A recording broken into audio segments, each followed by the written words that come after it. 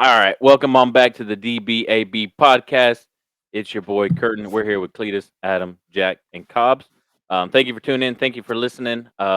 First off, apologize for the last couple of weeks on not being able to record and get stuff out on Wednesdays. Um, we're all coaches, even include Adam and Nat, even though he's our logistics guy. But he coaches them hard doing that too. But sometimes with coaching world stuff pops up. I had a soccer game last week. Previous week, Cletus was at a powerlifting meet, so um, we apologize for that. We're going to try to make it up in this episode tonight, plus give you the coming week as well. So, again, thank you for tuning in to the DBA podcast. We've missed you, um, and we're glad to be here. Thanks to Adam for taking the time to be here, and we know he's busy on a Sunday. We mean that. So, without further ado, right, it's the DBA podcast.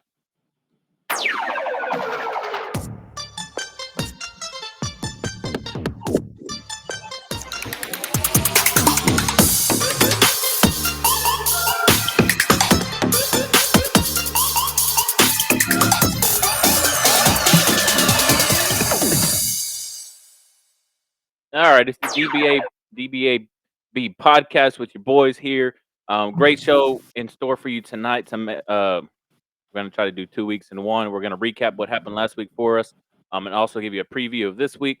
We're also going to dive into some sport topics that hopefully are really interesting and relevant to what's going on right now in the NFL, NBA, MLB, all that good stuff. So excited to have you on. Thank you for listening. Remember that you can catch our podcast anywhere podcasts can be found: Apple, Spotify, all the above. We also have a YouTube channel and follow us on uh, Twitter. Okay. So again, thank you for tuning in. It's your boy Curtin here.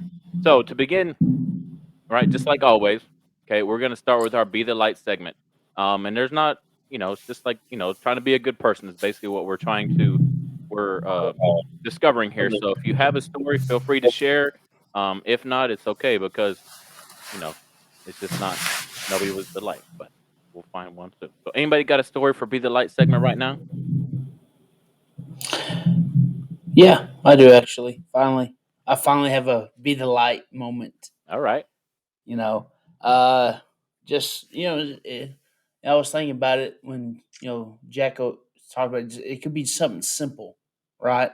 Hmm. So just at Sonic, there's a truck of our kids behind me, and they're just got done with baseball practice, and you just some simple, just like paying for the meal, you know. Just I pay for mine, then I just said, hey, I'll pay for the truck behind me. All right, and next day at school, all those kids said, Coach, appreciate it, man. It's just like again, just something just simple as helping paying for a meal. Helping pay for a meal Yeah, can absolutely. you know That just goes a make a long big way. impact. Goes a Oh long yeah, way that people don't see. So that's good. Congratulations, Clee. That's way to be the good guy. So 4 weeks in, you got one. That a boy. yeah,4 weeks I know. in, baby. Finally, So, finally. but hey, it's not something. Be the light is just always something we're striving to do, but it doesn't happen all the time. But I think what's we cool, try to like be our best. since we started this, I know we're talking about like Cleat, like, oh, good job, Cleat, like you finally did it. Like just because we do this and we talk about it on the podcast all the time, and it actually makes you look for opportunities to do it now. It almost Hmm. makes, like I said, like makes you be a better person. In my mind, makes you want Well, to be. Yeah, amen. Again, thanks to Jack for bringing that up. Yeah, for sure. Hey, Jack, real quick for the listeners that don't know, right? Obviously, we've been doing the Be of the Light for the last few weeks, but let our listeners know where you came up, not necessarily came up with the idea for the Be Light, but where it came from for you, where you found it, who inspired you to kind of have that be part of your persona. first off, way to put me on the spot like that. I would say be the light is just something I like one of my mottos I live by. You got to be the reason why somebody feels like somebody. You got to be the reason why somebody treats someone differently than yourself. I mean, we're all as humans. We're also taught to grow in unison, grow as one. You don't try to make the same mistakes. I mean, anybody could walk up to somebody and you don't know how their day is. A perfect example is someone could be having a rough day and you go up to them and say, "What's up? How's it going? You all right? You good?" Or one thing I say all the time, "What's up, stud duck?" I mean, out of nowhere, I always just say random things about somebody, just give them a little confidence, and it doesn't mean anything to me. I mean, by them, it could have meant the world to them. Right. Like the good saying that uh, as us, as disciples of the man upstairs, is to spread the word to all nations. Well, how do you spread the word to all nations? Is first be the light.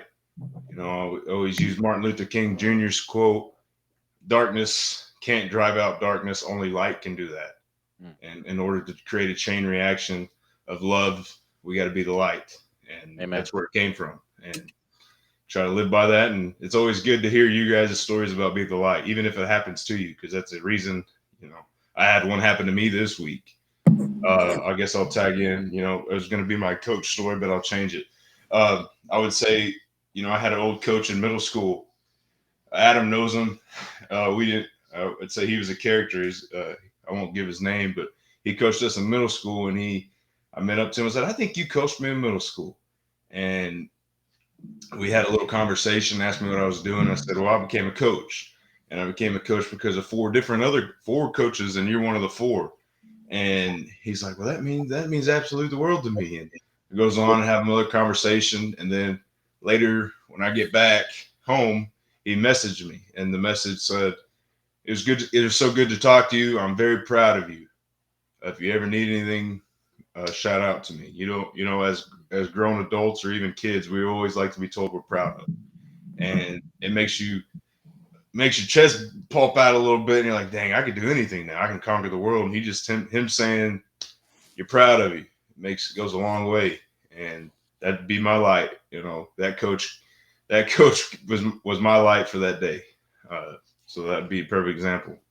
Yeah, amen. And what's really great about our Be the Light segment and how we share stories of us doing good things for others or others doing good things for us is that it's not necessarily just applied to sports, it's applied to life in general, which is really great. Like, we can use it. It's easy for us to do it in sports and in school, but even in Adam and his line of work, it's easy to find Be the Light examples there too, and just in everyday walks of life too. Um, it's great. Even if you don't realize it, just being a good person goes a long way when you don't realize it to others that are possibly going through and fighting demons that you don't see. Like I know here in Sealy, like we have a teacher. She's part of our special ed, and recently, she does all of our score. She does a scoreboard for soccer and whatnot, and she does a great job.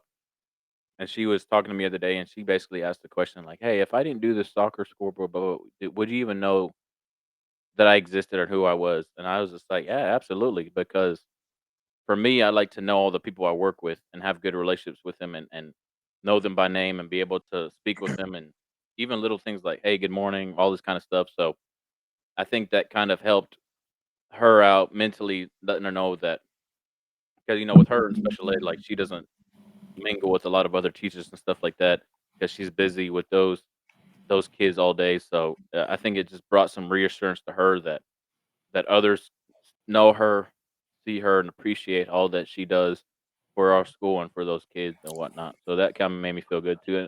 And she, like I said, she does a great job with our scoreboard for soccer and anything else that is asked of her or whatnot. But anybody else have anything for this week or anything like that? No, perfect. All right. So again, great segment. I think it's one of our favorite segments here, and one of our listeners is their favorites as well. So once we in the future get this thing to be live, if people want to share their experiences and examples, feel free to do so. All right, moving on now. Updates of the week. We're going to try to do 2 weeks in one. So we're going to recap last week and also give a preview of this week. I'll go first. I'll make it short and sweet. Last week for soccer, we played 3 games because we had to make up one. That was the one I was on Wednesday. We won our first two, which one of them was against our main rivals in Belleville on senior night. So that was good for us to get the dub there. And then on Wednesday, we got another dub against a team that, unfortunately, they're at the bottom of our district, but we got the dub. Everybody got to play, and it also solidified us making the playoffs. Um, we still got 2 more games to solidify what seeding we come in. Probably going to be third or fourth, but Friday we played against one of the best teams in our district, and the boys literally played their ass off. and we were a bit unlucky in not being able to capitalize on opportunities that we created, and we lost 2-0. But they can hold their heads high for how they played. But we got two more. We play on Tuesday at Navasota, and then we play Friday at Hempstead to wrap up our district play this coming week. But Cletus, how's it going over there with the Ozona Lions? Oh, good man. Travel to Shamrock, Texas. If anyone knows where Shamrock is, you can kind of see Canada. I mean, it's right there on the horizon. You can see Canada from where it is. Um, Travel there for girls powerlifting. Brought 12 girls up to Shamrock and had a it was a very interesting day. Had two girls we thought had a really good chance to go to Frisco to go to state, and both those girls bombed out. Hmm. And meaning they didn't get any of their lists. They get 3 attempts and they couldn't get the weight up in either one of those attempts. So that happens. Another girl we thought had a pretty good chance didn't have a great day, you know. Mhm. So it felt like we were just getting kicked in the nuts Mhm. for about 3 hours. But positive note, we had we had three girls qualify to live at the state meeting on March 14th, There you go. which is in 2 weeks. And one girl we thought that was going to go came, and uh, the other two, had kind of an outside shot. One of them hit the qualifying total, and the other one got second place outright. And it was a pretty cool moment. You know, you had girls in hitting PRs and just and I don't know if y'all have done this. Coaching girls is it's different. It's fun. It's a lot of fun, but it's different. You know, Obviously you have a little more. You have a little more emotion. There's a little more emotion when it comes to coaching girls. Mm. You have to do the crying and all that stuff, but girls are one of those things, and I've learned, and I've really enjoyed coaching girls throughout my career. Is once girls figure out you give two craps about them, they will freaking run through a brick wall for you. Mm. Boys, you kind of have to rip their ass every so often, and they'll go. But girls, once they know you genuinely care about them, they will freaking run through a brick wall for you with no questions asked. And so it was a pretty cool getting to see those three girls accomplish their goals for this year. It was heartbreaking to see the other three we thought had a chance not get it done. Hit some, like I said, hit some PRs. And this upcoming week we're going to Kingsville. So Mhm. we went from Canada. Now we're going to see, you know, down south now for the boys regionals in Kingsville. So we're taking three boys down there. Well, good luck. Good So luck. Good luck. Good luck. it's Good luck to you. traveling all over the dang state right now. Absolutely. That's good though. That's good. Congratulations to your girls that made it to state. They will be. That's not this coming week, but next week. Um, Yeah. which is going to be all of our spring breaks. So it should be fun. But good luck to your girls, um, and all that kind of stuff. So good stuff coming out of Ozona. Jack, how's it going in Terrell? Um, we had some girls go to, I guess it was Pine Tree on Thursday, and they competed and they all PR'd and did really well before the storm hit. And then the storm hit, and then they competed with just cell phone lights. It was kind of a cool picture that someone sent to me. Yeah, it's kind of a I cool picture, and those girls deadlifting with all the lights on in the building. It's kind of cool. But the girls all PR'd and they all did everything they could. Uh, I guess no one moved on to go to state, but they did compete. The boys have a big one Wednesday here. We're going to good old Tyler Legacy. Um, Come on. we're taking 6 boys to regional. That's a big thing. I'm proud of those guys. Let's see how they do Wednesday. Other than that, No new updates here in Tigerland. All right, all right. Well, good luck to those Tigers competing this week in Tyler Legacy. We wish them all the best. Also, congratulations to your girls for hitting PRs. Yeah, That's always exciting to do. I do. To I do got to that as give a well. shout out to the Terrell Tiger baseball team back in the win column, baby. Let's go, Terrell Tigers. Speaking of shout outs, we got to shout out a couple of our listeners that have are avid fans. We got Hannah Garcia, and also Coach Austin there in Terrell. So shout out to those for being avid listeners and always tuning in, checking in on us. So, um, real quick, Adam, I know obviously you're not a coach, you're in the world of logistics and whatnot, but how's the work going for you? All that kind of stuff. Give us an update about what's going on in the world of your line of work, sir. Uh, just started busy season. A lot of our clients like outdoor furniture, so patio furniture season because we're all in Texas, so we're staying super busy. We've had some super late nights here lately. I've had a couple of guys call me at 8, 9 p.m. still out on the road. So it's just a busier season for us the last 2 weeks. So, I mean, appreciate you guys bearing with me. But, yeah, it's going to be busy for the next few days. Well, not the next few days, the next few months, especially over we're going down into the area with houses and stuff like that. So we're going to stay pretty busy. So I'm going to be pretty busy here and there. That's good though. It's good to always be busy and not be busy. Understand that with your line of work, that as summer approaches, the business picks up, like you were saying. So we appreciate you for taking the time to come here. I know you're busy too, just like we're busy with our line of work. How far? Like I know y'all are based in the San Antonio area, correct? Yeah, that's correct. Yeah. What's the reach of y'all's of the scope of your work? Like do y'all go all the way down to So the we go we're starting San Antonio. We go all the way up to Brownwood, Texas. And if anybody's okay, not familiar with that, it's on the way up to West Texas, which is close to Lubbock, all that other stuff. We go all the way down to Brownsville, McAllen. We also do Laredo, El Paso. okay, We go all the way over to Corpus, Kingsville, which is where Cleat's going to be. We do Kingsville. We do all those areas, and then we also service right below Waco and Temple. We also do Marble Falls, which is I believe it's east of Temple, Belton area. We cover several miles of Texas. So we stay pretty busy pretty much every day of the that's week. yeah, absolutely. It's a wide range of the state that you cover, basically from Lubbock to Dallas down, and then I would say Houston west. Right? You don't go as far as Houston, do you? We do not, but instead of Houston location covering Corpus, we cover Corpus for Houston. So we cover everything besides Houston and Dallas itself, but we cover the other part of Texas.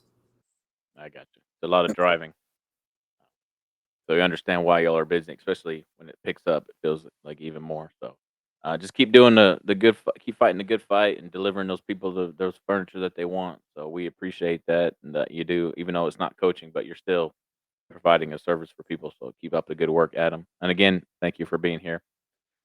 Last but not least, the Terrell Tigers baseball program and Coach Cobbs. Give us a recap of last week. Give us a preview of this week, big dog, and go. Last week, it was a little rough, but we moved up to 5A, got to a tournament, and ended up getting paired up with all 6A. So it went kind of how you expect with a bunch of young players. A little rough start up the year, hadn't got to practice much, stuff like that because of the weather. But we ended up going, I think, 1-4 last week. All the games were close, so you can't complain too much. Kids are competing, and Mhm. that's all you can ask of them. And guys are playing in different positions that they don't normally play in, and tournament season just because it's long and giving guys rest and stuff like that. But guys are competing. That's all you can ask. And so 1-4 last week, and then this week we went 1-3-1. We ended up tying one. Kind of. I don't like the tie because we technically on the clock had 8 minutes left to fit, our time limit, and they said we're not going to play it because of the weather. Well, it's kind of crazy. The weather didn't hit till 7 o'clock, and we finished at 2. It's like, what are we talking about? So, but it is what it is. Kids competed. Fought back. We gave up a run early, and then came back and fought back and tied a game 2-2 against a good Lubbock Westerners team actually, and Okay. then ended up playing against two really good 6A programs after that, and played close and got beat, but it's part of it again, and then finished off the weekend on Saturday with the dub, so you can't complain too much. I had two kids. I had a kid go, that pitched the whole game. He pitched those 7 innings. He was in the fifth inning. I think he was at like 46 pitches. So he was very efficient. He was dealing. I think he allowed 2 runs and had like 8 strikeouts. So you can't complain too much. The kid was throwing lots of strikes. And so then I had a kid helped out big time at the plate. Ended up going 3 for 4 with a double, triple, and I think a single, and ended up having 5 RBIs on the day. So, you can't complain too much. They're competing. We got a big week coming up, though. We're playing starting tomorrow. We're playing, I think they're ranked number 10 in the state, White House, All right. at our place, so we'll see. We'll see if our kids are ready to compete or not. FTP. I agree. We've been kind of stole Jack's saying over here. The kids have been saying TPW all the time, so tough people win, so they're all about it right now. Amen. But, kids are competing. That's all you can ask. A bunch of young kids. A bright note is we had a freshman come in. I can't remember one of the games that we won, and came in, and it was his first appearance as a pitcher, and came in and got 3. He had 2 groundouts and a strikeout for his first varsity appearance to get a save. So pretty exciting. Let's go. It's always good, especially when you're playing up classification and playing against some bigger schools. It's always good to be able to compete and not just get run ruled or blown out or anything like that. So it's Yes, good for sure. confidence for your kids and stuff like that. Good experience. So when district comes, they're ready to go. So it's exciting to hear for the Terrell Tigers baseball program. We wish you all the best against White House and your future games this week. District play starts in a Spring couple break. weeks. Over spring break. It'll be another week after this week. So spring break against old Forney, Texas.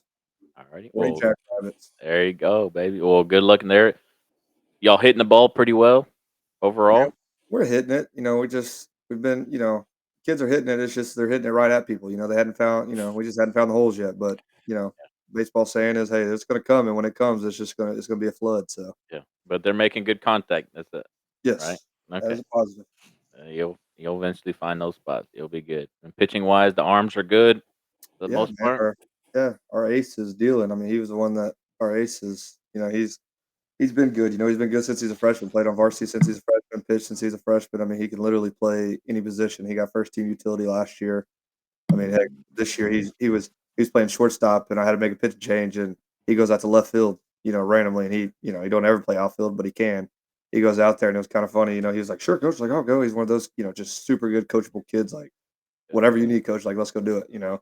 He goes out there, and the ball gets hit to him, and he freaking throws one in, probably like 93 from the outfield to the plate, and hoses a kid from trying to That's score. dope. It was pretty exciting. So Yeah. he's doing good. He hadn't got a win yet. He got a no decision on the tie that we had, but again, I think he had 12 strikeouts, that day.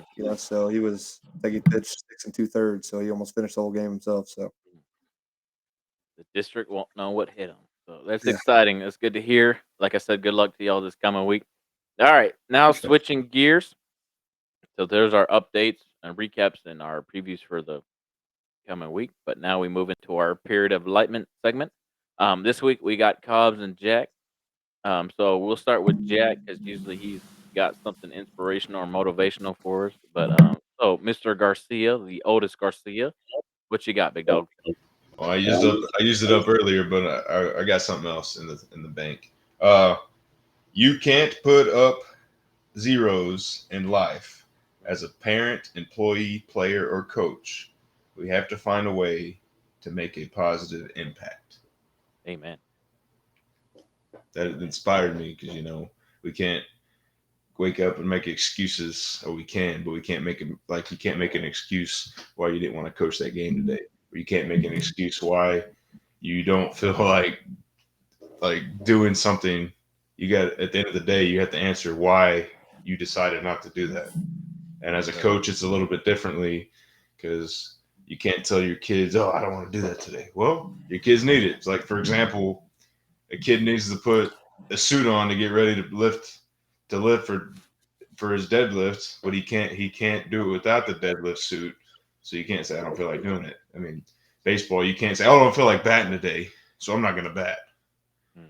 In basketball, you can't say, I don't feel like shooting my free throws, so I'm just going to get fouled and not shoot free throws. So, I mean, you can't make, at the end of the day, you can't say, I'm not going to do it today.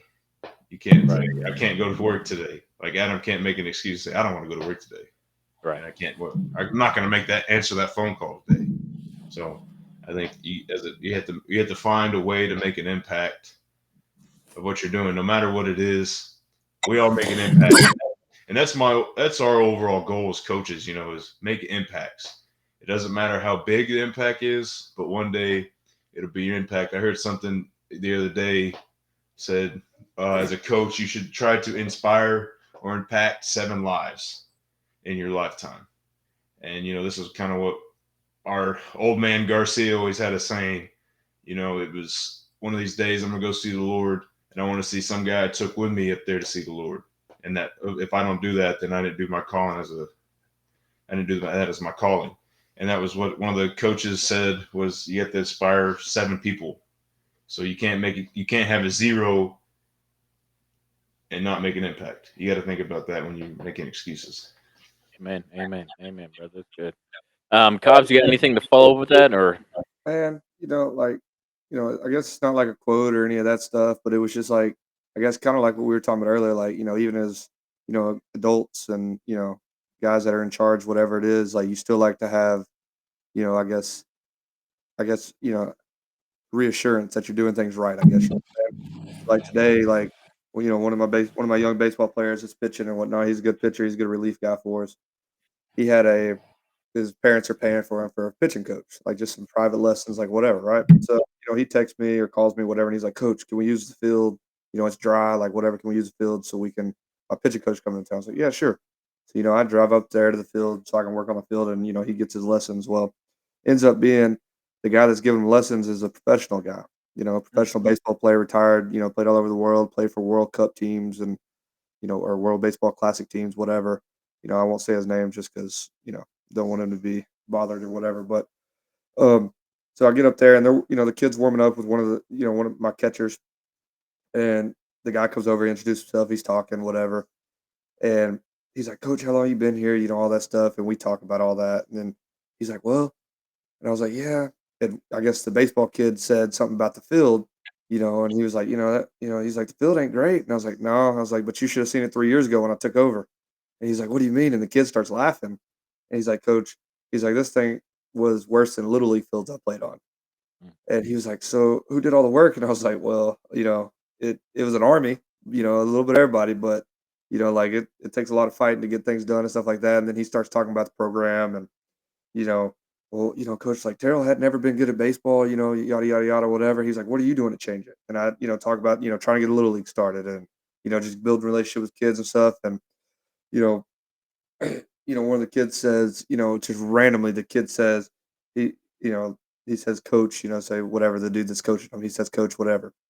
He says, he's like, one thing I can say about Coach Cobbs is he never asks for recognition for anything, and he's always here, and he'll show up even when he doesn't have to. That, for like today, he was like, he don't have to be here, but guess what? He shows up because, he's all about the kids getting extra work and want to be great. So, it's always good to hear from some different, I guess boost your ego a little bit that, when you're down because we ain't winning a lot, it's like, well, crap, maybe I am doing things right, even if we're not winning. The kids love it, So, kind of something like that, a little motivation for yourself.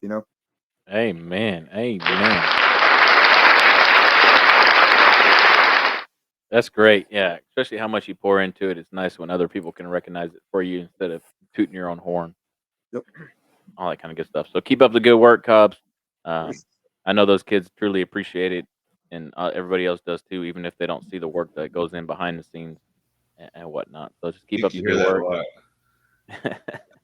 Yeah.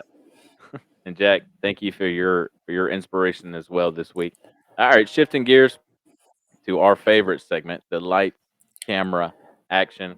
Doing it not a little bit different this week. We have a database of questions that we always, that come to our mind that we write down to talk about for our podcast and whatnot. But I also wanted to talk about and bring up a couple, subjects, if you will, from the major sports leagues to kind of get our input about what's going on. So like we'll start in the NFL. They are today was the last day I believe of the NFL Combine. So I don't know how many of you have been following along with the Combine. Usually I like to watch it to see those kids go out there and compete. Especially since I'm really big into recruiting. Like I've followed these kids since they were high school kids, and now they're making their case to be selected by an NFL team in the draft in April. Um, but I don't know about y'all, but I just went down and wrote some notes earlier about some of the standout guys or just some of the figures that have coming out. But and we can have our little give and go here in a second. But I know in the quarterbacks that are going to be drafted or potentially drafted in April, obviously there's a lot of talk of Anthony Richardson from Florida, Bryce Young from Alabama, and then C.J. Ward from Ohio State. And when I'm sure we can all agree that Anthony Richardson from Florida is a damn good athlete. When you look at him, he's got the size, he's got the weight.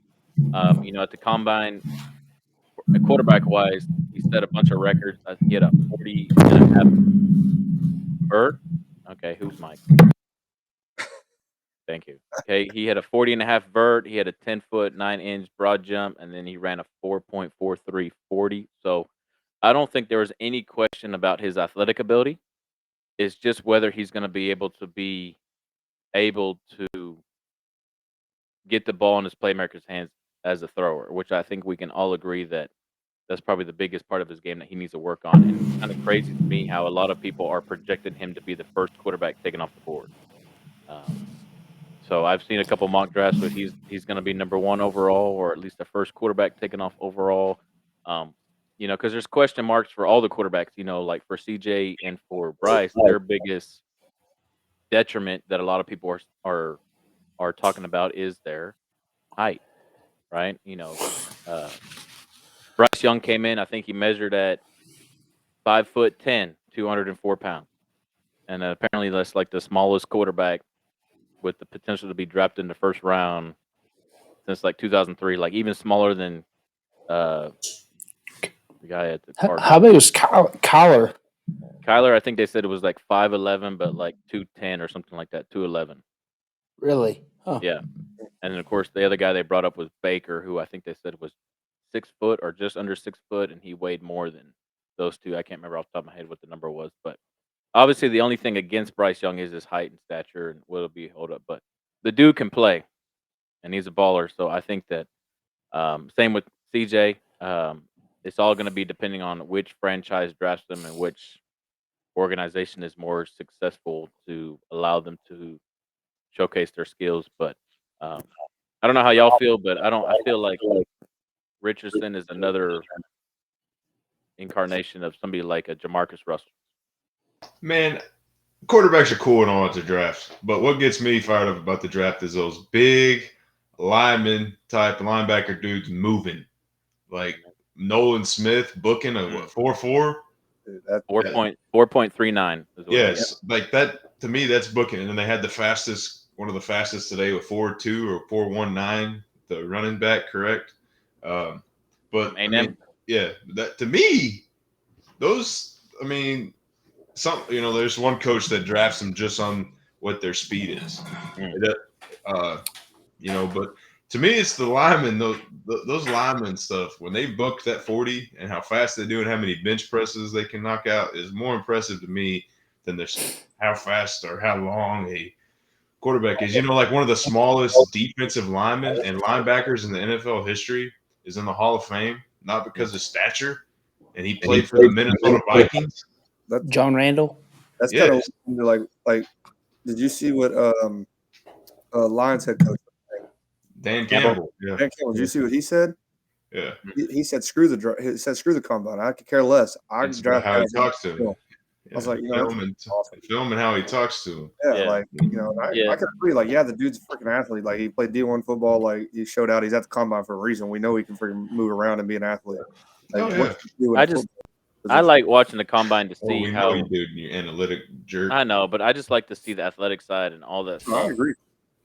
Because the top two receivers that are probably going to be drafted, Edison and Hyatt, I think that's how you say it. Put up really good numbers. They didn't go through all the combine because they had injuries, but they put up good 40 times and birds and broad jumps and stuff. the tight end from Georgia, Washington, who is 6'7", He 264, he's a was big dude. Hey, Holy big crap! dude. that's the one that made that one-handed catch. I don't know. I Somebody didn't did, know. somebody made it like an amazing one-handed catch He at was the number combine. zero for Georgia. A big old kid. He put up really good numbers at the combine. So, um, which I feel like at Georgia, his pass catching skills weren't utilized as much as his run blocking skills. Yeah. But other things. The fastest 40 so far is a 4.26.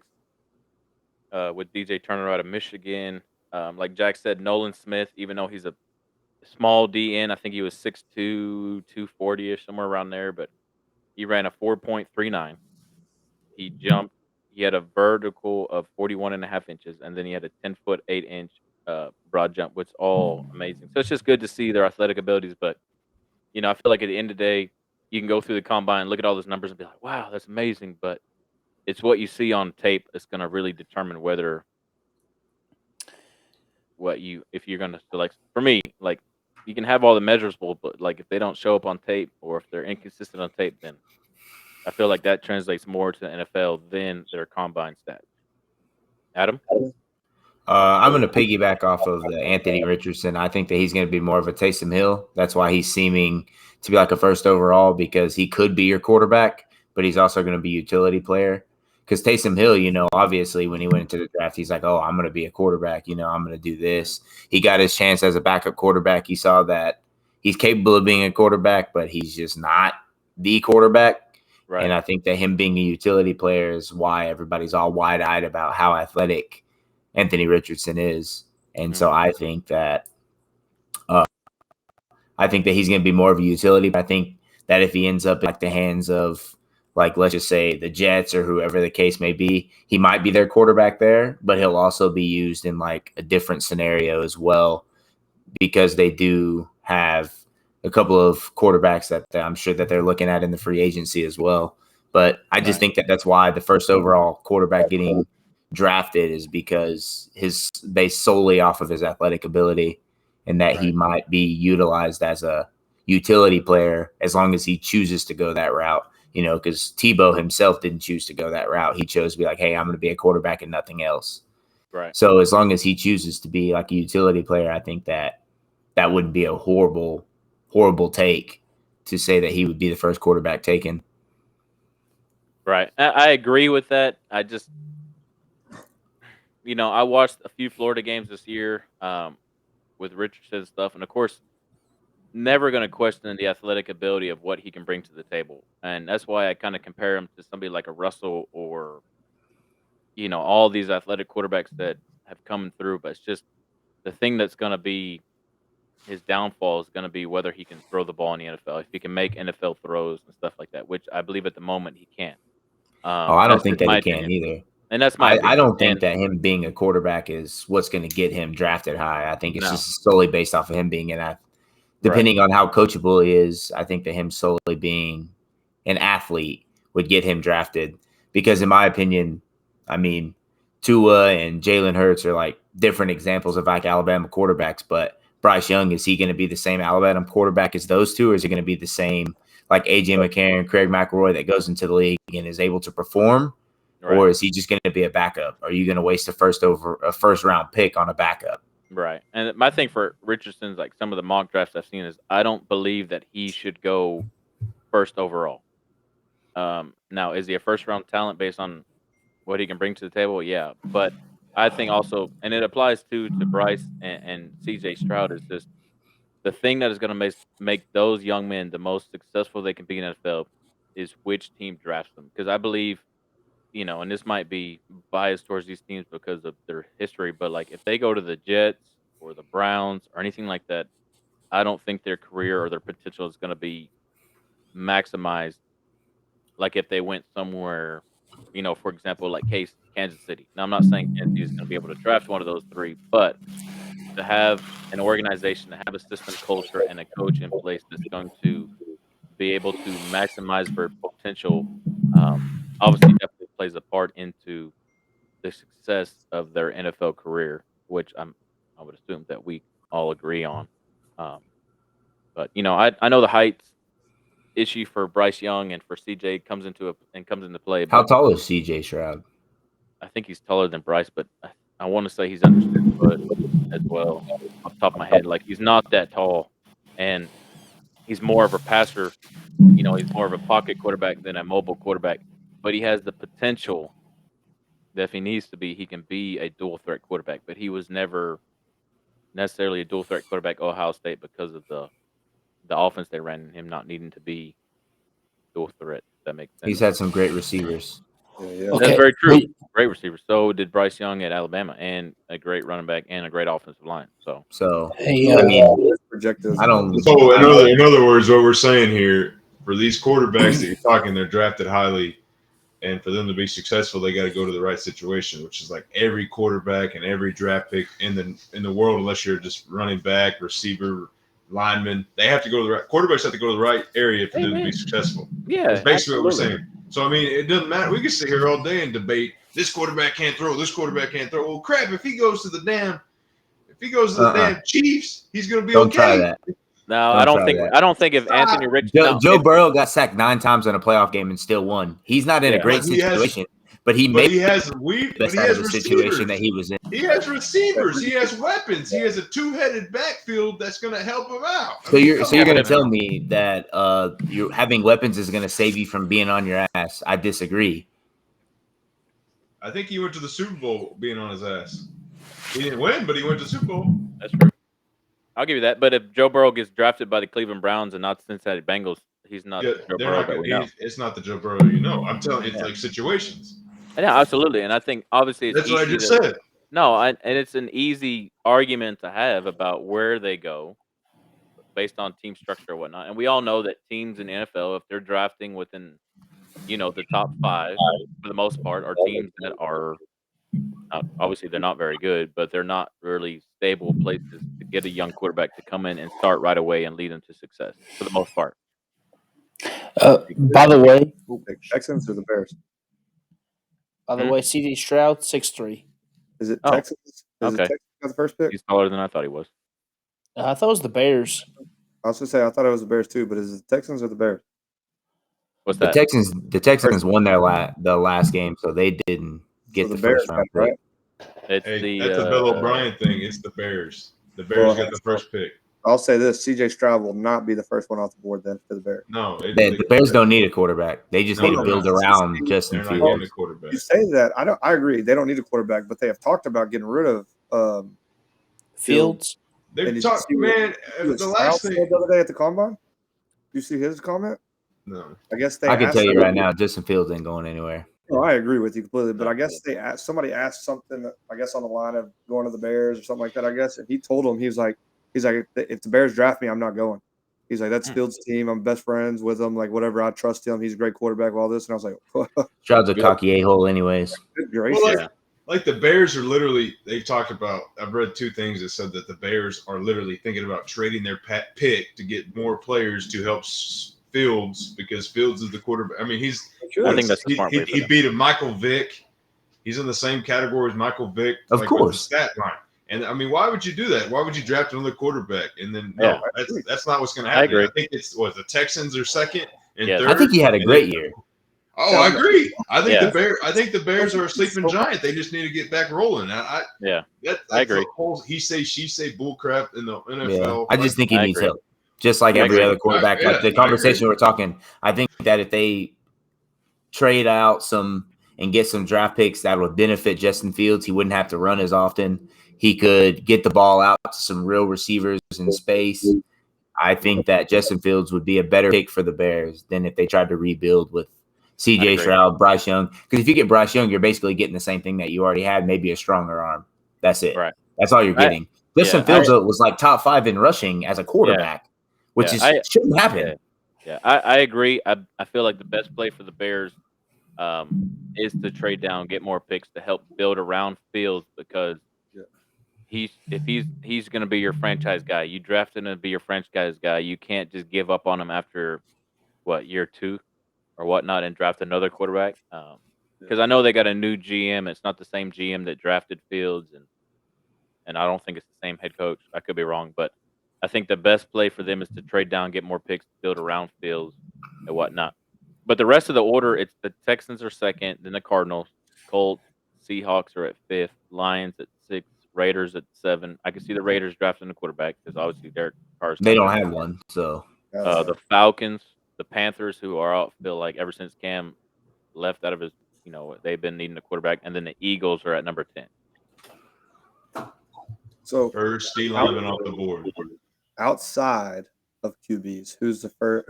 If there's a QB if a QB is not drafted first pick, who's drafted first pick? Well, how do you not? So if I'm the Bears, how do you not draft Nolan Smith? I agree. That's why I'm asking. That's another thing that Who the y'all think is the article first I'm pick reading here outside of a says. QB? Like, how do you not draft that guy as a linebacker? You don't need an offense. You need an offensive guy, but defensive Where did he guys come are hard from? to come by first. Georgia. Georgia, right? He's the edge rusher. Yeah. Dude, he was Like, like something- 4.39, Yeah. Yes. and he Like, had a how do you- 41.5 inch vertical. Yeah, how do you not? I mean, the Bears, like you said, need offensive weapons, but if you have a defensive guy on the board, Yeah. how do you not go Well, for the defense? what happened with the last Linebacker. defensive guy they had in Khalil Mack? They traded him. So I don't think that the Bears actually know what to do if they actually had a defensive player to keep with them.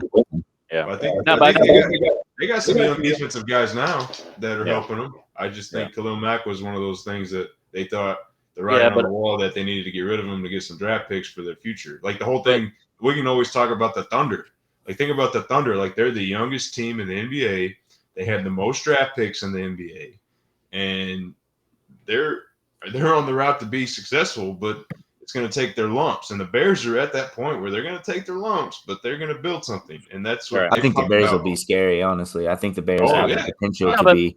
They were So in some here's- really close games this year for not having a whole absolutely. bunch of that Chase Claypool trade actually benefited Justin Fields a lot and Chase Claypool himself. Yeah. Amen. Don't get me wrong, I don't really like Chase Claypool, but he's very athletic and good young receiver who, Right. if you build him in a system, could actually benefit him as well as a quarterback.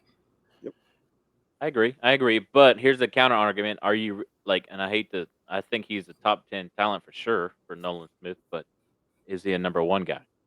There's all that plays into it. So are the Bears going to hold number one to draft Smith, or do they trade down a little bit further into the top 10 and then grab Nolan Smith later on? Because the Texans at number 2, They will take their a look. biggest need is a quarterback. So they'll probably Yeah. take quarterback. The Cardinals, it says their first biggest need is an offensive lineman. So I can see them going offensive lineman, possibly going defense at number 3. But I would say they probably go offensive line. The Okay. Colts are quarterback, offensive lineman, so they're going offensively. The Seahawks could probably get an edge guy, depending on what happens with Geno Smith. And then the Lions, from there, I would say probably from 6 on is where, defensive linemen and stuff are gonna. But to Lions answer are Todd's defense. question, I say you Todd's trade question, down, if a quarterback is not first guy selected, it's going to be a lineman of some type, offensive lineman, defensive lineman. I don't think And I know that's Cardinals. vague, but No, I agree. I don't think Cardinals take a defensive guy because they just drafted Simmons 2 years ago, and that's basically Nolan. And Yeah, he's- they don't need another one. they Justin don't Simmons need has another actually guy. done everything he asked him to do. So Yeah, and they don't need another young one that they have to mold into. And try yeah, to so they won't. With the new coach coming in and all that, The they new won't. coach Get is it. a They won't get defensive defensive. Well, I agree. They're, they're not but getting they a need- defensive guy. no, but they need to help solidify. They need to focus O-line on the because- fact that if Kyler Murray is the guy or not. That's what they Yeah. need to focus on. Mhm. They don't Right, need to and worry they- about the other side of the ball. They need and to they worry need about if their quarterback's bought in. Their defense they is need actually to- not bad. No, and Yeah, they need their an their defense isn't bad at all. It's like the No. Raiders. The Raiders' defense is great. Their offense has just made mistakes when they shouldn't have made mistakes. If you're on the field 75% of a football game, you're going to lose as a defensive player. You ain't winning the game. But I do think Bears trade down. Yes. I think they need to save money and to get more players. Right. I think the Bears trade down as well. So it's going to be interesting. I'm sure it's going to be a topic that we talk about more on pertaining to the NFL draft as we get closer to it in April. It's going to be interesting to see that we can talk about that more. A couple more things for NFL to quickly hit on. I want to kind of label it as free agency / trade rumors, and mainly talking about the quarterback. And I'm sure we've all have read and seen and heard things about where Aaron Rodgers is going to go, where Derek Carr is going to go, the situation with Lamar Jackson, Jimmy Garoppolo, etc. So, in y'all's opinion, let's start with Aaron Rodgers, the Green Bay Packers. Does he stay a Packer or does he get traded and go somewhere? Like I know Jets have been a name that's been mentioned a lot for both him and Carr, but how do y'all see the Aaron Rodgers situation folding out? Is retirement an option still? Has he said that he was Possibly. coming back for sure? No, I don't think officially he has said anything since he's come Okay. out of his I darkest mean, retreat. his peyote retreat more like it. Well, I don't know. He won the NFL MVP last year. I'm not saying I'll that be he's retired. not going to come back. I'm just saying that retirement's still always an option. Yeah. Now, do you see Yeah. him staying in Green Bay, or do you see him forcing the trade out of Green Bay? Because he's owed I a think lot of that money. Green Bay forces him out. I Okay. think that they just don't want him Kind of anymore. like a la Brett Favre. Yep. I can see Okay. that. I don't think it has him wanting to leave Green Bay. I think it's Green Bay wants him gone. Because as long as he's there, you start him and Bryce, and you'll never know what Jordan Love. Jordan Love can do for you. You'll never know. Because obviously you're not going to bench Aaron Rodgers unless he has a 4-interception game. So I think that Green Bay is going to play the first round pick card, and they're going to do something that's going to either trade him away or they're going to send him somewhere else. Okay, so if they do decide to send him away, who do we feel is going to be the most likely team that's going to step up and pony up the trade for him? The Jets? Gotta be. I think the Jets get Derek Carr. Okay, because he's also in the running there. What think- about some other QB heavy teams that are the Colts, the Panthers? That's I think Derek Carr will go as one of those the Panthers, the Colts, the Falcons, somewhere like that. And I think Aaron Rodgers is going with the Jets. I think Aaron Rodgers can narrow down his focus and he can literally pick. If Green Bay wants me out, that's fine. I'm going to go to New York. Well, think about New York. Like they're another young team that if you get a veteran quarterback in that bunch, they're probably going to be pretty solid. I mean, they were a breakdown away from making the playoffs. Well, they got no line to block for him. Not that he had a line in Green Bay, but Hey, man. I that's mean, the you got to think their veteran. problem wasn't a quarterback. Yeah. Jets, the problem wasn't a quarterback. Their problem was the quarterback didn't have any time at all. His Right. snap to pass was like 1.5 seconds is all his offensive line gave him. Yeah, but Zach I'm not Wilson saying also Zach wasn't Wilson's very good either. fantastic, but I'm just saying that they don't have a lot of time back there either. Aaron Rodgers Right. still has more time at Green Bay than he will have at the Jets unless they make moves up front. Which they And will. you could probably say that the Jets receiving core on paper was better than what anything the Packers threw out this year No question. through No question. injury. Jets have a great offensive core. So I could see him going to the Jets, but him being a passer and a little older, you got to help him out by giving him an offensive line, or he's going to be running around just like the rookies are running around. That's not gonna change, regardless of him being a veteran. Unless you change your core, your front line, you're not gonna stop a old man from running around. That's not Right. gonna change.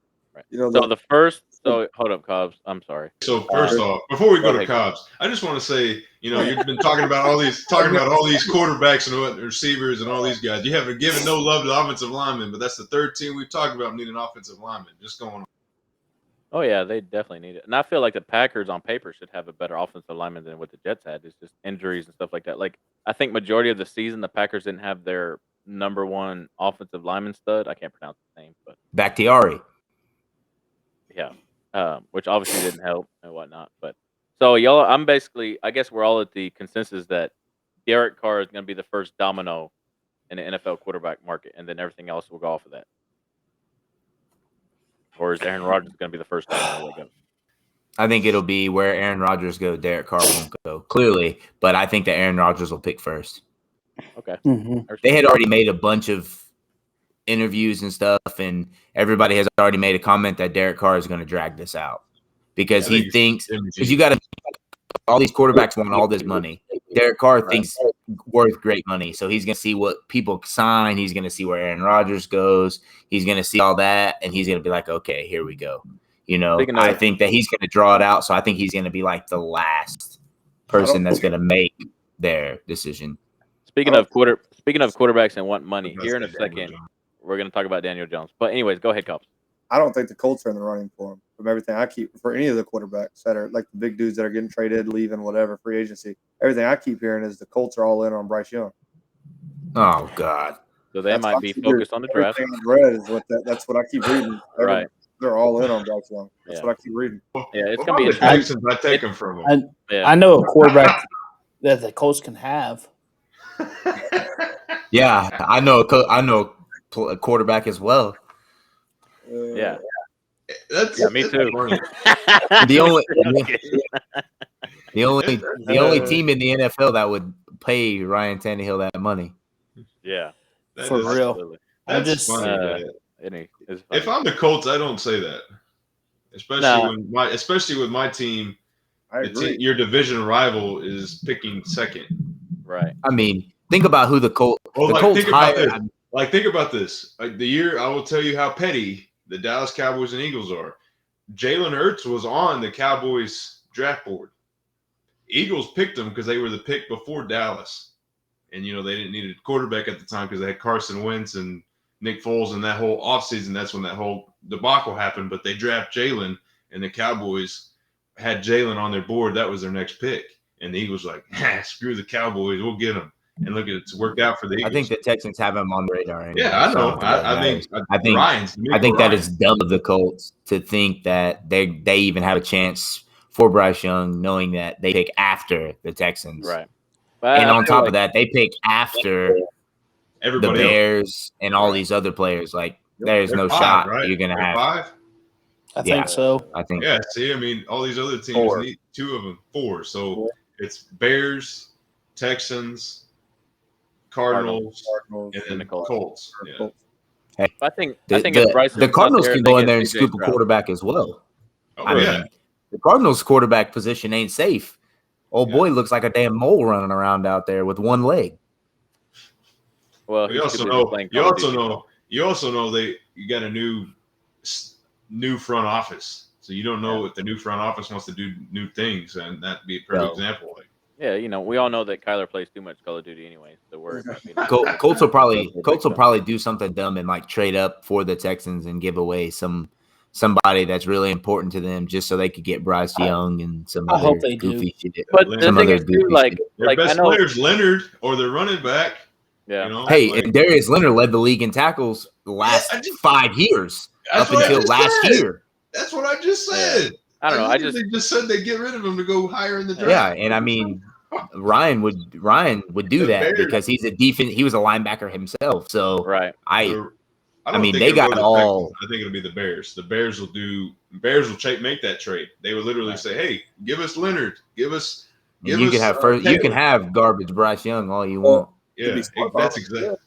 That's what they do. The Bears will literally play this into their favor, and they will make it because the Colts talking about that for Bryce Young. Well, come on. Hey, yeah, I think that would be good because then you think about it. Then they get that other old boy, the edge rusher that you're talking about. That's 2 defensive players swap for 1 garbage Bryce Young.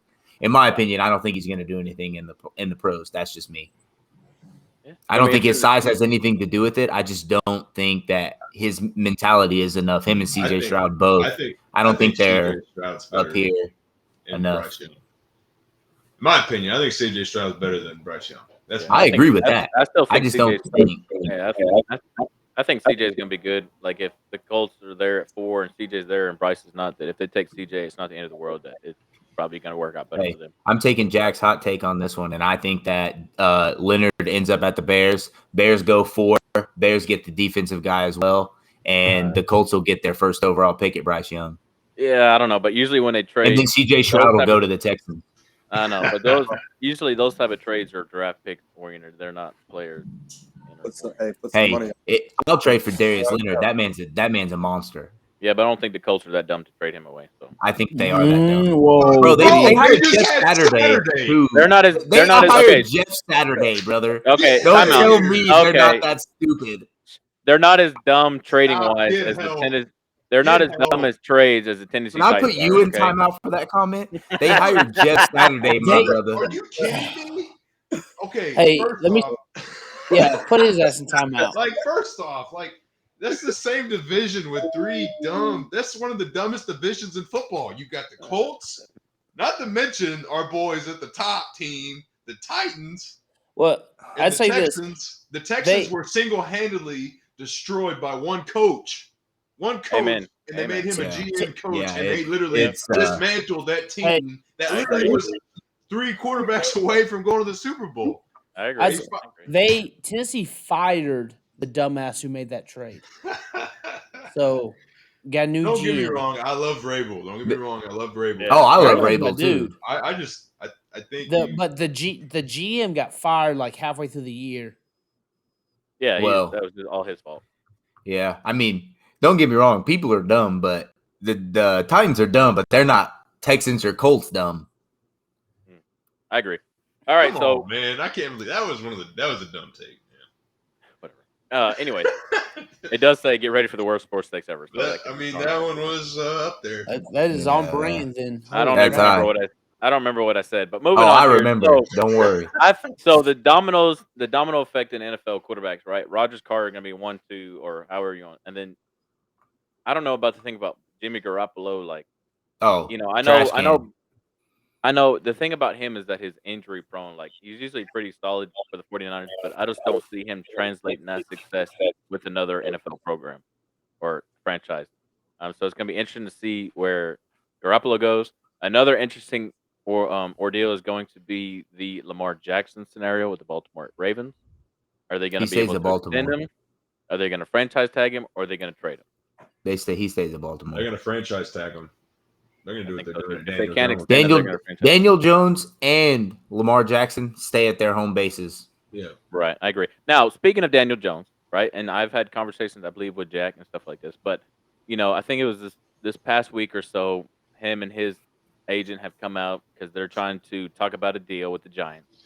And this man is requesting $45 million a year. Now, you have to undertake into that is that the inflation amounts that quarterbacks are getting per deals. Like every quarterback wants to be paid top dollar and be the highest paid, and it's always going to be beat by the next guy. But I'm sure we can all agree that Daniel Jones has no way in hell established himself to be a $45 million quarterback a year, like $45 million a year quarterback in the NFL. But how not? I just don't. The man think threw so. 5 interceptions in a 17-game season, 19-game season. He threw 6 total interceptions. Yeah, he had people that played less games and doubled that. But I don't. He doesn't turn the ball over. Yeah, but I don't. It's also the way they play. But I don't think he's one of the top quarterbacks in the league or a quarterback in the league to be paid that amount. Just like I don't believe Dak Prescott should have been paid the amount he's been paid. Well, that's what happened. The Cowboys fucked it for everybody. Because they paid somebody of his caliber that kind of money, and Daniel Jones is like, hey, I'm winning playoff games. Right, and that's what I'm saying about the quarterback market. Like, the people who should be setting the quarterback market are people like Tom Brady, people like, Patrick Mahomes. Guys. Well, he did. He started it, so it's his fault. Right, but these other quarterbacks that are getting their deals should be more realistic. Like, in my opinion, there's no way that Daniel Jones should be requesting $45 million a year. Right now. I agree. Now, if he goes and has the next 3 or 4 years, then he just keeps getting better and better and better as an NFL quarterback, and his team improves. Then on his next deal, then he could be looking into that stratosphere of $40 million plus. But right now, it's just part of it is the market of the quarterback and what people have set the precedent beforehand. Sorry, but again, like, he's just no way near the stratosphere of being paid north of $40 million a year. And there's other quarterbacks that have already been paid that shouldn't be paid that, aka Dak Prescott, aka Ryan Tannehill, aka Ryan Tannehill. That's for sure. Ryan Tannehill is no doubt no better than a piece of candy. You also have to think about the fact that he's in New York. They got all those taxes and stuff. But like I think Daniel Jones, was that great old Rocky quote, go get what you're worth. And don't stop it. Be ready to take the blows. Go get what you're worth. Well, he thinks he's worth $46 million. Yeah, I still think he has to prove a little bit more before he gets. No, but I understand. No. You're in the playoffs, bro. No, I understand. You're in the playoffs, and you get stomped, but you get in the playoffs. But that's past precedent, million, maybe. But past quarterback precedent contracts have set the table for where we're at now in the NFL with people getting money. It sucks. We need Charles Barkley out here. Charles Barkley to tell these people, you telling me $45 million? Mm. But Terrible, Kenny. I Really don't terrible. know. Because what could happen, It just like just sucks everybody else, because he might not even be good, but Well, the thing is, the like- bar is so high because how Right. much all these other quarterbacks are getting paid. yes, and what tends to be the not habit, but the result of quarterbacks getting big deals, besides somebody like a Mahomes or Tom Brady or something like that, is a lot of quarterbacks get big deals, and you can even throw Matthew Stafford in there as a wrench. I'll throw him in there out there too. But it's like once they get paid their money, their productivity or their, I guess if you will, um, starts to decline beforehand. But it happens a lot of people. Like a lot of people work and they get that big contract, and then you look over the course of the lifespan of that big contract, and their level of play was not the same before they got that contract. Well, part of it too is you sign a big contract and you can't keep the other pieces around you. Right. It's hard to re-sign that offensive tackle that's protecting your ass if you sign that big boy contract.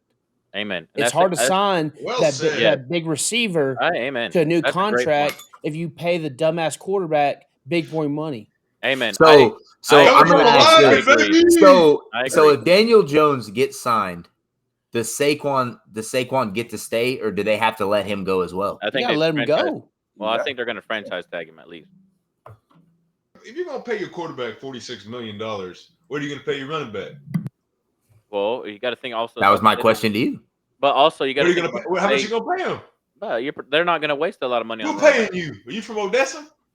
No. Who paying you? I mean, you got. I mean, come on, But you got man. to, but you also have to think of the state of the NFL. Like in running backs nowadays, they don't have a short lifespan in NFL, and NFL. two, a lot of teams are starting to. A lot of teams, for the most part, unless they don't have a dynamic running back, they're starting to. The market is starting to shift for them to where they're not being paid as much as what they used to because of that short lifespan. So teams are less willing to give out big contracts to running back, and the Cowboys. Saquon's pretty. I mean, he played pretty solid this year. He's No, been I injury agree. prone, but he played good this year. No, but but the thing Clyde about- Edwards-Helaire is a prime example. He Yeah, did but not play well this year, so they brought a rookie in making less money, and Yeah. Jerick McKinnon, all of them, they came out and they showed out. So you know what, Clyde Edwards-Helaire, guess where he's probably going to be in a couple years? Free agency, and guess where he's going to stay? Free agency. Yeah. You know, it just Yeah, and that's how it is for an NFL running back nowadays. Because like even somebody like Ezekiel Elliott is going to be in that same boat. Like I feel like the Cowboys paid him big money. They haven't got the return on investment, and it's the same. Like the Giants can go out and pay Saquon big boy money, but over the course of that contract, they're probably not going to get the return on investment that you could probably get from using that money somewhere else. But Zeke for again, Saquon. I think he's a great player, and there's nothing against that. Zeke for Saquon. You a running back coach? You talking like this, man? You No, should be it's just- ashamed. Zeke for Saquon. Shame. No, I'm not. Shame. No, Shame. no. Come on. Shame. It's just, I'm Shame. just, no. Shut up. I'm using just the logic of how the NFL is going nowadays. I would love for the running back. It's not logic at all. I will tell. It is not logic by any means. It's a business. No, and it's anything but business. by There's no position and logic business from and the stuff. top. There's no logic from who they hire all the way down to who's they're No. playing. There's no logic in anything the NFL does. No, I know that, but Well, then why are you trying to bring logic in conversations? Yeah, they're gonna pay. They end up paying Daniel Jones $46 million. Then they're gonna have to get rid of all their team and this I and agree. this and that because that's what's gonna happen. That's the I NFL. agree. They paid agree. Daniel And Jones. They I paid, agree. they paid Dak Prescott, brother. I'm telling you, and they paid Ryan Tannehill. They paid I these agree. big boy bucks. I agree. And No, I'm telling you, there's I no agree. logic in the NFL. If a I guy agree. works Daniel for Jones gets $46 paid. I can All tell you right. that right now. Okay. Daniel Jones will get paid. On to the Okay. next take. Okay. I Cleat Get brought up out a of great here with that nonsense. Cleat brought up a great point about what he said, and I think that's why Tom Brady. Topic. was Topic. really good, but- Topic. Anyways, discussion over. switching. Yes. Okay. Whatever. I'll be Bring the it up bad again. boy. See what happens. I'll be the bad Yeah. guy tonight. See what happens. See what happens. See what happens when you bring it up. See what See what happens. Yeah. All right. Wham! Moving to the next. Moving to the next topic. Let's go Rammies. Stop. Move on. There's no anyways, logic. We've established all right. that. Move on. The last thing here about the NFL, right? We're probably not going to get through all sports, but that's okay. The NFL. If there was one NFL rule change that you could bring into existence, no matter if it's on the field or off the field, what would it be and why? Jack, start us off because I have a feeling I know exactly where you're going to go. What is that supposed to mean? AKA The Rooney Rule? Yeah, you're trying to get me fired up. Then if that's so the whole like he wanted me to bring in the Rooney Rule, which is a complete joke, which is the whole legit logic explanation that Joshua likes to point out. There's no logic in the NFL. Like explain to me, huh? Explain to me why good on those two coordinators that got hired for head coaching jobs, but there's guys in the NFL that have had experience of head coaching jobs and don't even get an interview, and they get these two guys to get a job that didn't make adjustments, did not make halftime adjustments and got beat in the second half, but those two guys got head coaching jobs at the end of it. What's the rule? Agree. What's the rule? The Rooney Rule. Basically, the Rooney Rule. I think it's the Rooney Rule. They need to change it to an extent. Yeah. I don't know how I think some of the rules you change is like everybody gets the same equal fair judgment as everyone else. It doesn't matter what color you are, where your background is. If you can coach, you can coach. That's bottom line to me. And yeah. But so the Rooney Rule overall is basically saying that NFL teams, when they are going through head coaching and GM, the hiring process, they have to interview a minority. Yes, that is basically right. the Rooney Rule. One, but they don't even have to be an interview. It doesn't have to be an interview. It could be a phone call, right? Yeah, it could be a phone call, and I can sit here and interview. I can literally interview in quotation. I can literally say me and Cleet are going head coaching jobs for NFL. Okay. Right. They bring him in, the whole shebang. They show him to the world. They show this and that and have him sit down for an interview. They just call me and have me shoot the crap. And that's my interview. Right. No, it definitely needs to change to where but it also needs to everybody goes through the same process. Yeah. Everybody needs to go through the same process. If you're gonna like if the Rams had an opening for a head coach, then everybody that express interest or whoever the Rams want to interview, they have to be going through the same process. They have to be brought in. Like everything should be the same. It shouldn't have to be, hey, Raheem Morris, thank you, blah blah blah. You know what I mean? Like it has to be expanded to where everybody gets the fair shot. Because right now it's just a joke in the NFL with the Rooney Rule and the hiring process and the difference of how minorities are treated compared to Caucasians when it comes to head coaching and GMs, because it's you can go through and look at the stats and it's definitely disproportionate. But the Rooney Rule definitely needs to change or something. But they have changed it. Remember, Josh, it's a new rule. They have the same kind of thing. They just put a Band-Aid on a bigger issue. They're right. No, but the NFL, like the NBA does a great job when it comes to getting minorities into GM and head coaching roles. The NBA does, even though the NBA is more of what people would call a woke league. But woke, stay woke, baby. Woke, right? But the NFL could definitely follow their blueprint in terms of getting more minority coaches into leading roles. I don't even think they do a better job. I would even like how to handle certain issues. I think I mean Adam Silver and David Stern. I think David Stern created a league that could survive almost anything. Right. And I think how they handle certain policies and stuff is way better than the NFL. But the NFL, they don't give a crap. They're just like the macho man. They're also more worried about money. It's a juggernaut. I mean, I agree. People are going to watch football. Right. Well, I agree. The thing here about the NFL and the NBA, like real talk, like I feel like one, David Stern was better than Adam Silver. Agreed. But two, and it was going to be what I talked about quickly when we talked about NBA, was that the NFL has become a juggernaut to where they're all about money, like what Adam was referring to.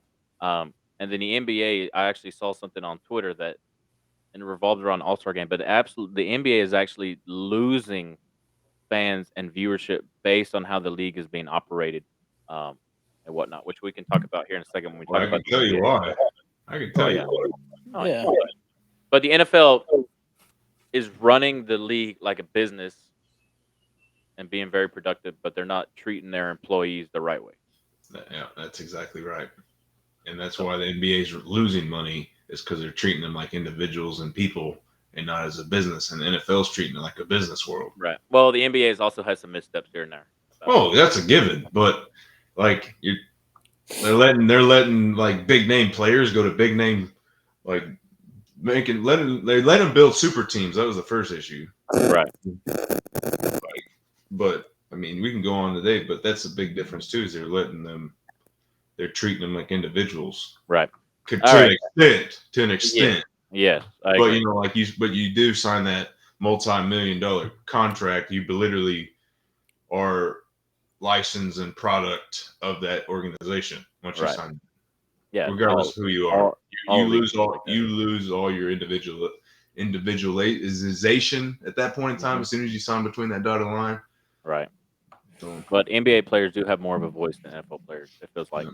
based on their league structure and stuff. But anyways, all right, Cleet, NFL rule that if you could, you would change it. I honestly I like what probably more implement.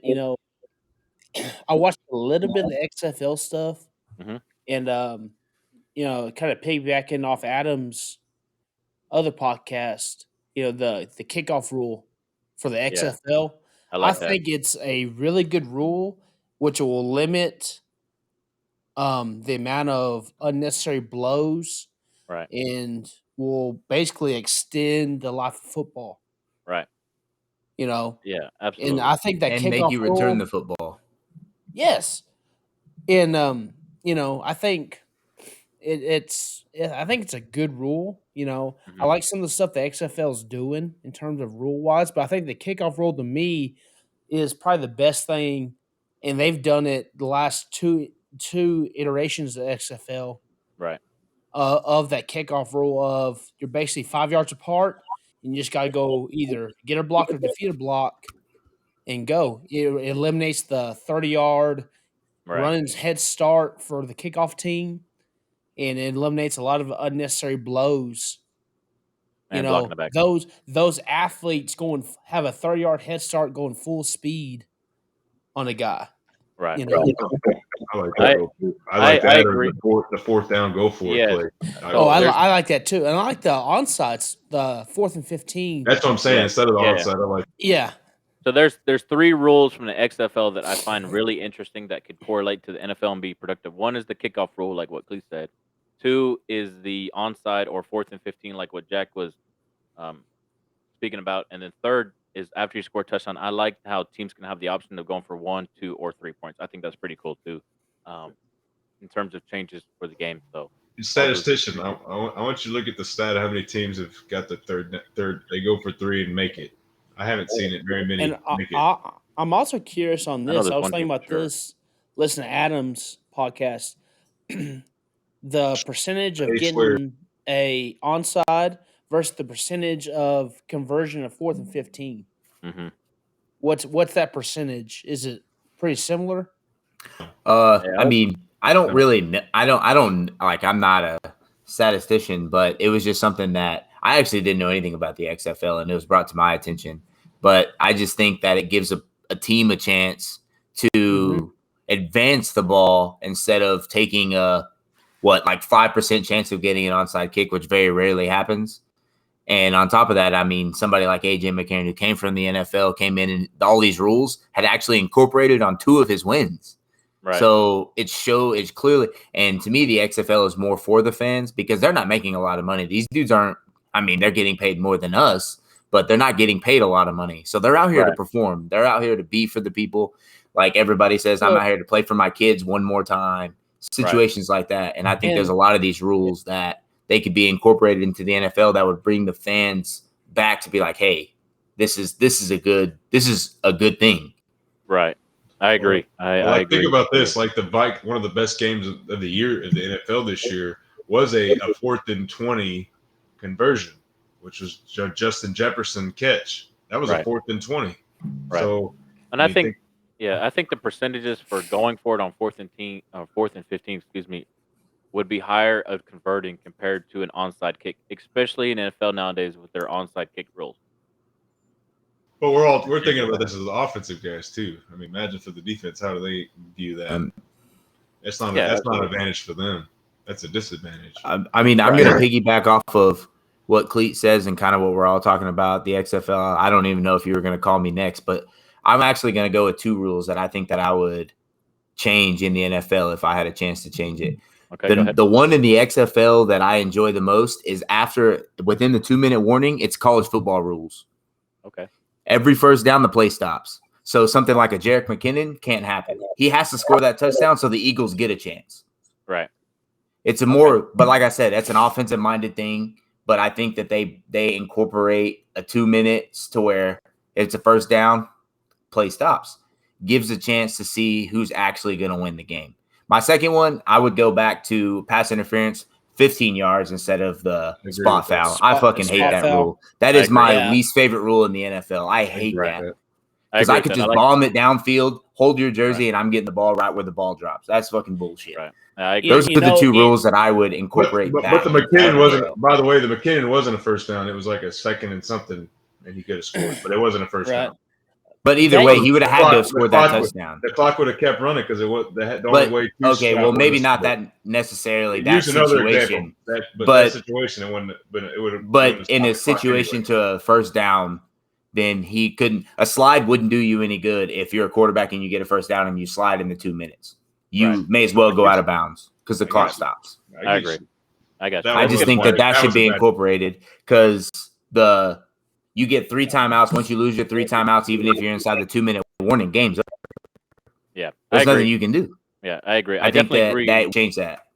Yeah, I definitely agree with the pass interference, and they should make it like college where it's 15 yards. No matter what, because that's ridiculous. That's a huge advantage for the offense. Like you said, they can just chuck the ball down, and it could be a 40-yard penalty, all that kind of stuff. But. All right, Cobb, overtime rule, right? Go. Man, the overtime rule has already been talked about enough. But, and it's already changed, so it doesn't matter. Yeah, it changed, so you can't really. Ain't no messing with it now. But my biggest one, and it's it was the biggest one all year, was the stupid roughing the passer. I mean, what the crap? That's where I was gonna go. Do we even? Hey, here's my problem with it. Do we even know what the rule is? Because it changes every week. Right. No, it's inconsistent. It changes based off of the quarterback. Yeah, like block and charge call, man. Block and charge. Yes. You say, oh well, the guy fell on him with all his weight. Well, he put his hands down. What else is he supposed to do? He's freaking 350 pounds. Yep. Like, shit. The cut rule in high school football now. It's tough. It's tough. I absolutely agree with Cobbs, and that's where I was going to go too. And my rule change was the roughing the passer because it just one, I feel like it is quarterback by quarterback basis in terms of how they just call that, and then the flags that we saw this year were some of them were absolutely ridiculous. But if I had to switch gears and go with another rule, what was I just had it in my head. Today, Junior. No. Think about it. I'll come back to it. Great podcasting, by the way. I know. I just totally, silence. No, I totally had it in my head. Right apparently not, because you didn't say it. Well, I'm having like a brain fart right now. So all these but besides the PI and the roughing the passer, but all your other ones have been in the favor of the offense. What about for defensive perspective? Like then I know the first downs, the 2 minute after college timing is not good for defenses. Yeah, but you can't say they're all offense. Roughing the passer is no. I said beside those. I said besides roughing the passer and the passer. Well, I said that when I made the 2 minute warning rule, I said that it's going to be an minded thing that I would like. But if we go back and incorporate what they were talking about, that Josh was talking about, that 1, 2, 3 points, you're kicking it. You're basically taking the kicker out of the game. Yeah. Mm-hmm. The Cowboys, that boy missed 4 extra points. Yeah. They took his ass so I mean, you're taking a kicker out of a game. So guess what? I mean, it's one of those give and take. But you get the college football rules out here. You get the college football rules out here. You lose the defense. You take the extra point rule out. You lose the kicker. So I mean, it's a give and take. That's just kind of or you kick it a 60-yard field goal and get 4 points. Yeah, oh shit! All right, here you go. I remembered it now. The catch rule. The catch rule. Just caught it. Make a decision on what a catch is and stick with it no matter what.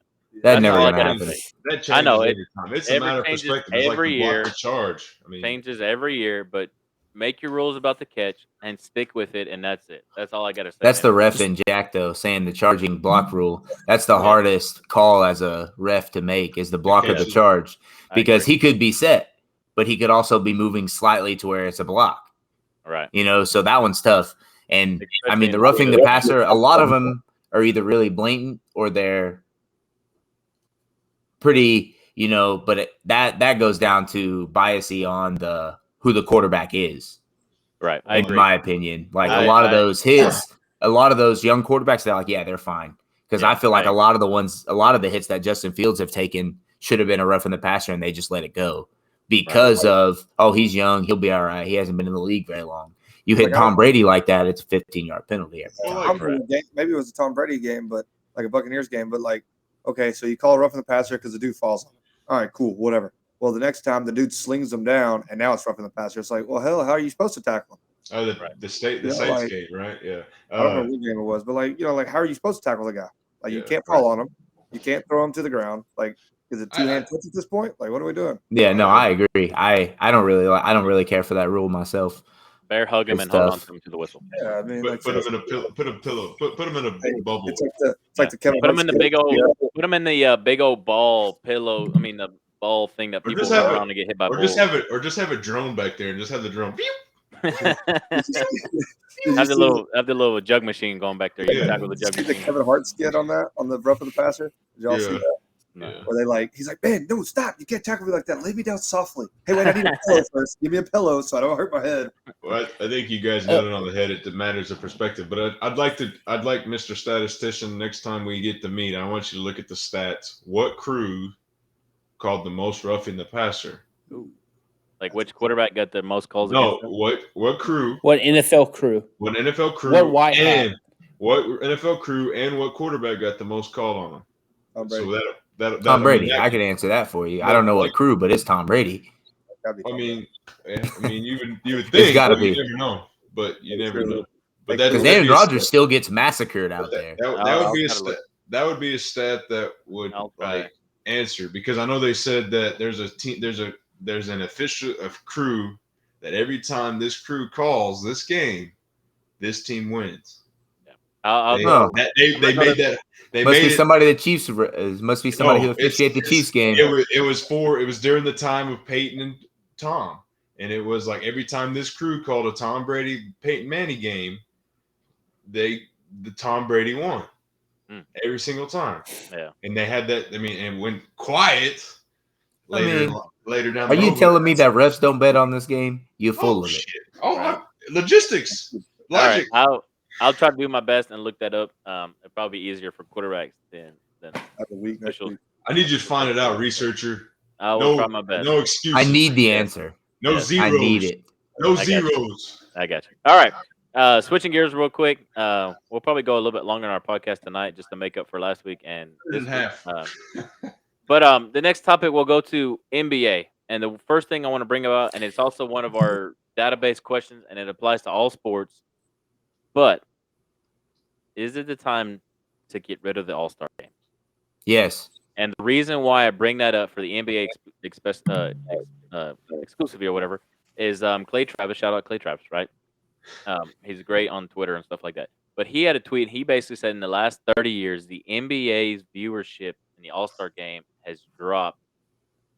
I don't remember the numbers, but it is immensely for the All-Star game. And I watched it this year because I know they got the fourth quarter rule, and I forgot what they called it off the top of my head, where they have a point total they got to hit and stuff like that. But while it's in the All-Star game, and of course, I don't feel like they don't have the Pro Bowl anymore, but like it is such a waste of time. I feel like the only good All-Star game nowadays is the MLB All-Star game for the most part. I agree. Shout out to baseball. But I think what they should do. It's- I think one it's- thing that'll make it competitive. Yeah. Is Your stars. not per se stars anymore, because those guys, it's just another stat for the stat book later in life. right. Like use like the rising stars, like the sixth or seventh man on the team that doesn't get the vote. Put them on, like every team have a guy that go in there and they play, and the winner, the West or the East, home court advantage. They don't have the West and East anymore, though. They That's what I'm draft. saying, but that's what I'm saying. The West and the East again, like MLB does this. I think the winner of the All-Star game gets the home field advantage to the World Series. Correct? Does the MLB still do that? Yeah, they still.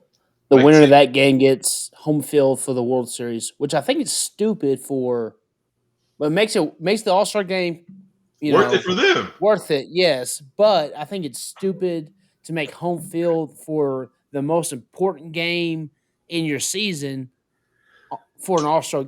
It decides. I think you just say, hey, you give me a damn thing that says I'm an NBA All-Star, and you give me extra break. If that's what you want to do, don't even waste my time telling me to give me go more money. Utah, Vegas, wherever the fuck you're sending me. I think you just give me a little participation trophy. Say, hey, you're an All-Star. Now let me go to Mexico like Luka. Just give me the fuck out of here. I'm not going to waste my weekend doing something dumb like this. So it's basically write me a check and go. So you're telling me it's basically like the NFL getting rid of the Pro Bowl, right? Yeah. Basically, just get rid of. But at least they do it at the end of the season, to where it's like it's kind of up to you. Yeah, but still, like because Josh Allen chose to golf instead of go to the Pro Bowl. Yeah, but I remember for us growing up, watching the Pro Bowl was actually exciting because you had all those guys out there, but they actually and of course towards the end of it, it got a bit silly, but they would actually go out there and play and compete because you're literally playing against the best of the best, and it was after the Super Bowl, so everybody got to compete. Where nowadays they have it the week before the Super Bowl, so all the guys that are Pro Bowlers that are in the Super Bowl don't participate, so they miss out. But it's one of those things too with the All-Star game. It's stupid to me. It's stupid because if you get hurt during the damn All-Star game and you risk a contract because you get hurt during an All-Star game, a meaningless game. So should they save it till after the season ends, or get away? I think they just shouldn't have it completely. Don't play it. Like Adam said, hey, congratulations, you're an All-Star. Here's your check. Write me a check. Give me a trophy. Get me out of there. Mexico. There ain't no check that you can give me that's going to be more money than my contract is going to be if I don't get hurt. You almost turn into almost like an ESPYs or something like that. You have like an all-star event, like, I don't know. Recognize them and go. Yeah, like I still think like in the NBA, like the 3-point contest, the dunk contest, and all that stuff should still be there. The rising stars and all that. It's just going to be the actual All-Star game. A G League guy made the dunk contest great again. Red Raider. Yeah, you know what I'm saying? Like what hockey did some changes. I know it's not. Yeah, they do 3-on-3. They did 3-on-3. I mean, what if? And then they have 4 All-Star teams instead of just 2. And it's a tournament, so it's like a 3-on-3 tournament. And I didn't watch it because I mean that would be no, it's fucking dope. I didn't watch it, but I saw it. But it was on a weird night. It was like a Tuesday or something. Yeah, it's weird. Hockey's weird. But I enjoy the hell out of hockey. Like, don't get me wrong. Oh hell yeah! Like I watched the 3-on-3 that Ice Cube made the first couple of years it came out, and it was entertaining. I mean, you can do that with basketball players. I agree. I definitely feel like they can make some changes to make it more worthwhile for the fans because the fans are definitely dropping out. The action. Don't even make it entertaining. Just drop that shit. Yeah. Because you got people like LeBron who's been there for his 22nd time, and I mean, does it still mean something to him? Kinda, but does it really? The man just broke the all-time scoring record. Like he's got other accolades that mean something to him. Kyrie Irving, he made it on a team. He made it for the Mavericks, but he was actually on a different team prior because it's right after the trade deadline. So like he hasn't done anything for the team that you're on, but he still made the All-Star game. I just don't think that it's really relevant anymore. Yeah, I don't think so either. I mean, even I can agree with like the MLB because they're like last year was loaded with 6 Padres or whatever the hottest team was. I mean, 6 of them were loaded by that team. Well, whoever the hot team is, they're gonna get picked for the All-Star game. Yeah, recognize me, give me a break. I'm cool. But part of that too is like because I know in the NFL and I think the NBA is the same. It's all fan voting, so like it's whatever the fans want. But do you change that and you go from fan voting to the league voting? Like let the players vote. Let the players vote. I think you let the fan voting, but the fan voting only counts like 1% of the fan voting counts like the government fan voting counts. Yes, non-existent. Thanks, Adam. Exactly. Very good.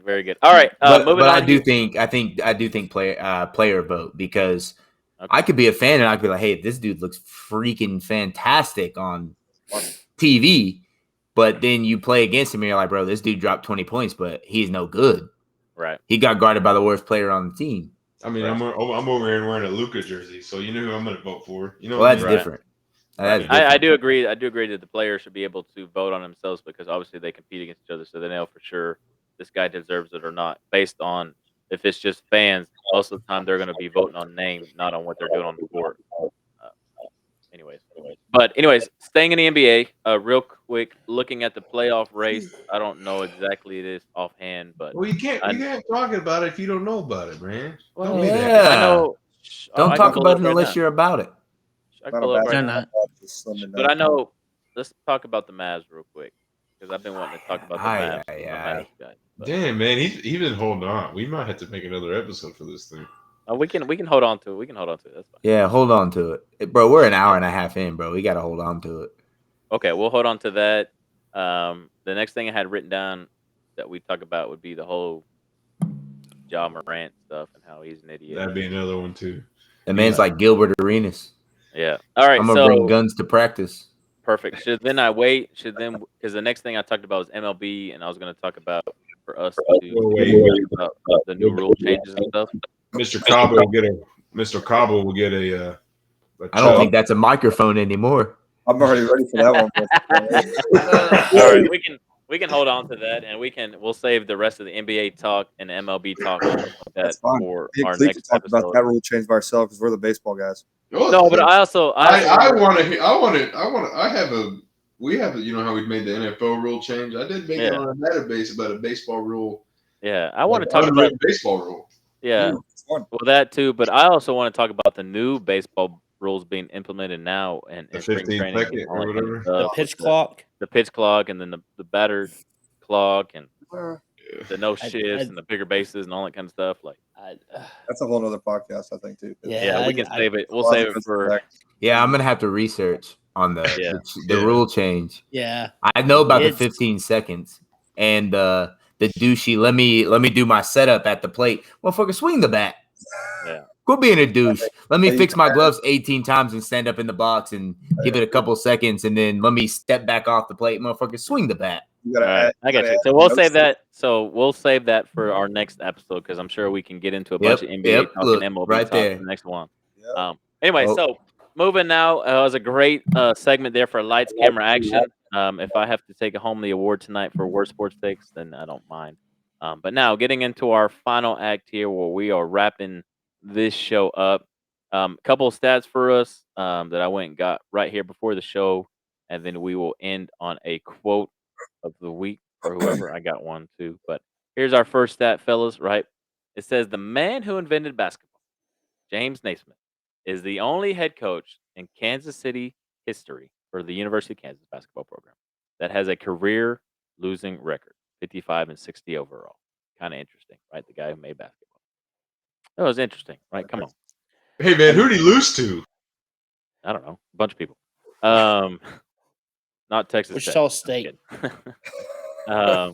The next stat I have is that there are 10 quarterbacks that had more passing attempts this season than Trey Lance has had in his entire football career, including NFL, college, and high school combined. 519 attempts.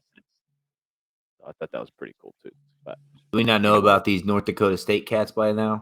Carson Wentz can't find a home, and then he got cut. So let's think about that for a second. yeah, I don't know. I Also, the think home of multiple formations. yeah. Football very often. Yeah, but anyways, I don't know if y'all have a quote. I got one real quick. It says, "I'll never understand soft people." S, satisfied with being average. O, only concerned about self. F, find excuses easily. And T, tough in speech, but not in action. So I thought that was pretty good. I think I got that off Twitter. I've seen that before. But anybody else have anything? Quote wise? Say it louder for the people in the back. Oof. Say it louder for the people. Say it softer for the people in the front. Anybody else? No, sir. Well, fellas, another great episode. Again, thank you for being on. This is the DBAB Podcast. Again, you can find us anywhere where you can listen to and download podcasts. That's Apple, Spotify, all the above. We are also, you can find us on YouTube, and we got that Twitter. So again, thank you for being patient with us as we go through our struggles early on of our podcast, and also trying to balance our work lives as well. Again, thanks for Adam being here. I know you're busy too. Again, fellas, great episode. And with that, ladies and gentlemen, it's the DAB Podcast.